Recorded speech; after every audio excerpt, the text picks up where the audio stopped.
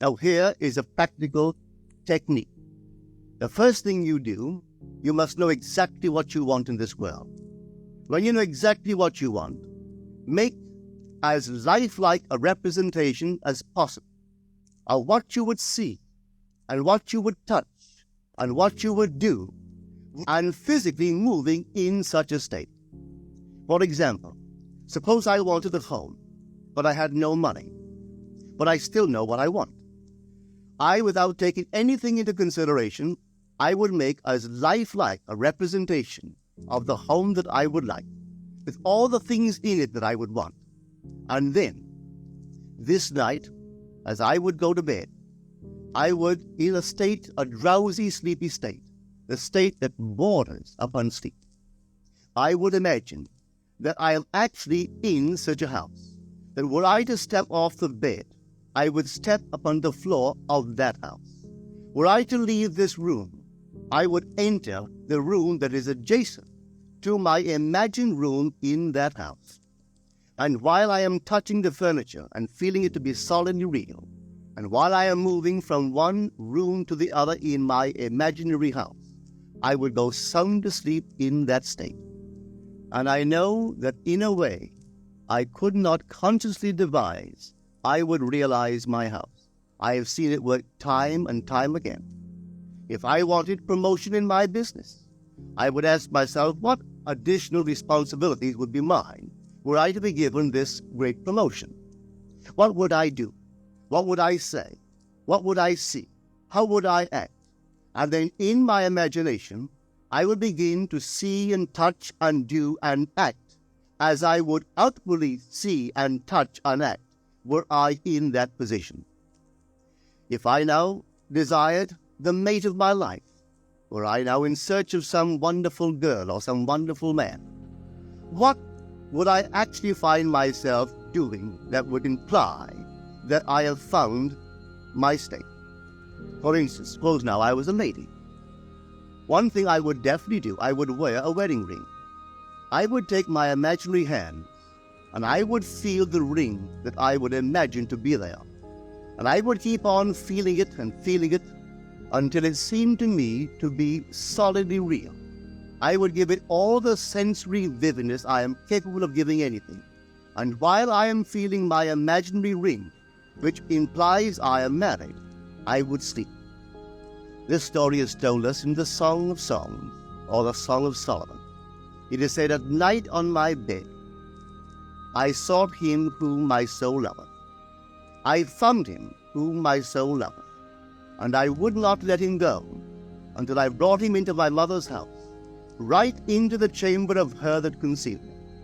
If I would take that beautiful poem and put it into modern English, into practical language, it would be this.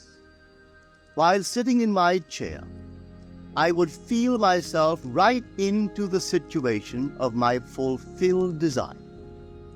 And having felt myself into that state, I would not let it go. I would keep that mood alive, and in that mood, I would sleep. That is, taking it right into my mother's chamber, into the chamber of her that conceived me. You know, people are totally unaware of this fantastic power of the imagination. But when man begins to discover this power within him, he never plays the part that he formerly played. He doesn't turn back and become just the reflector of life. From here on in, he is the affecter of life. The secret of it is to center your imagination in the feeling of the wish fulfilled and remain therein. For in our capacity to live in the feeling of the wish fulfilled lies our capacity to live the more abundant life.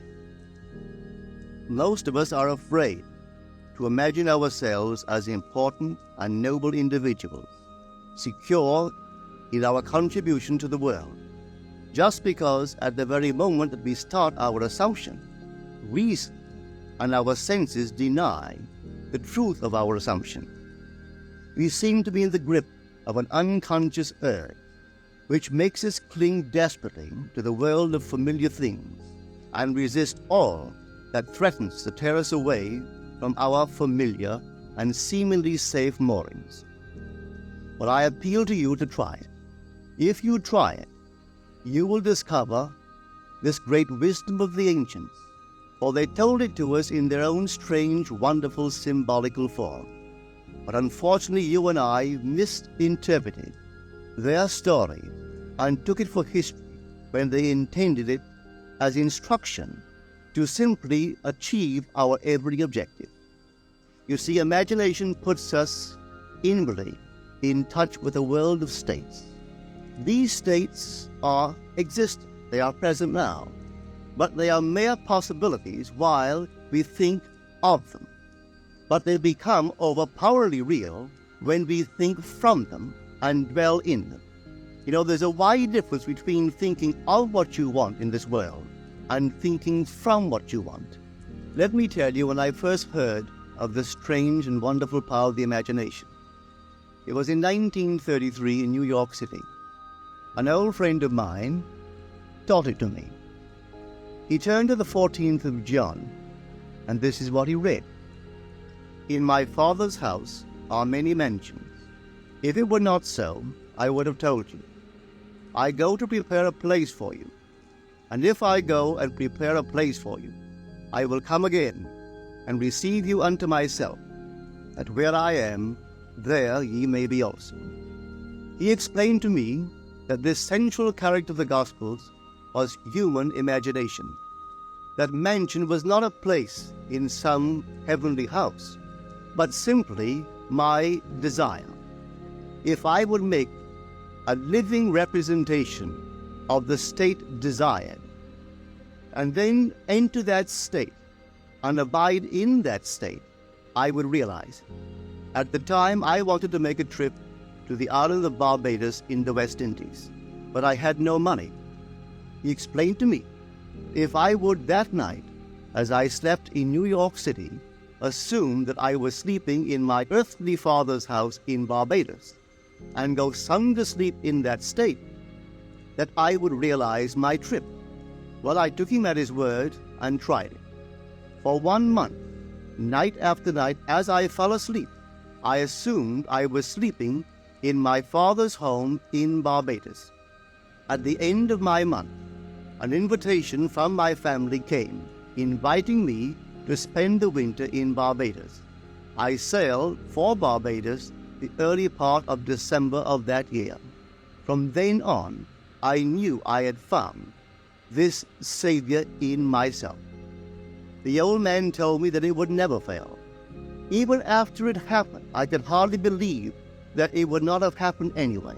That's how strange this whole thing is. On reflection, it happens so naturally. You begin to feel or to tell yourself, well, it would have happened anyway, and you quickly recover from this wonderful experience of yours. It never failed me if I would give the mood, the imagined mood, sensory vividness.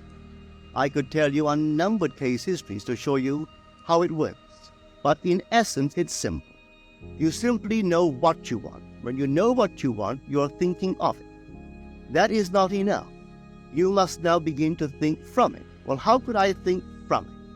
I am sitting here, and I desire to be elsewhere. How could I, while sitting here physically, put myself in imagination at a point in space removed from this room and make that real to me? Quite easily. My imagination puts me in touch inwardly with that state. I imagine that I am actually where I desire to be. How can I tell that I am there? There is only one way to prove that I am there. For what a man sees when he describes his world is as he describes it relative to himself. So what the world looks like depends entirely upon where I stand when I make my observation. So if, as I describe my world, it is related to that point in space I imagine that I am occupying, then I must be there. I am not there physically, no, but I am there in my imagination, and my imagination is my real self. And where I go in imagination and make it real, there I shall go in the flesh also. When in that state I fall asleep, it is done. I have never seen it fail. So this is the simple technique on how to use your imagination to realize your every objective.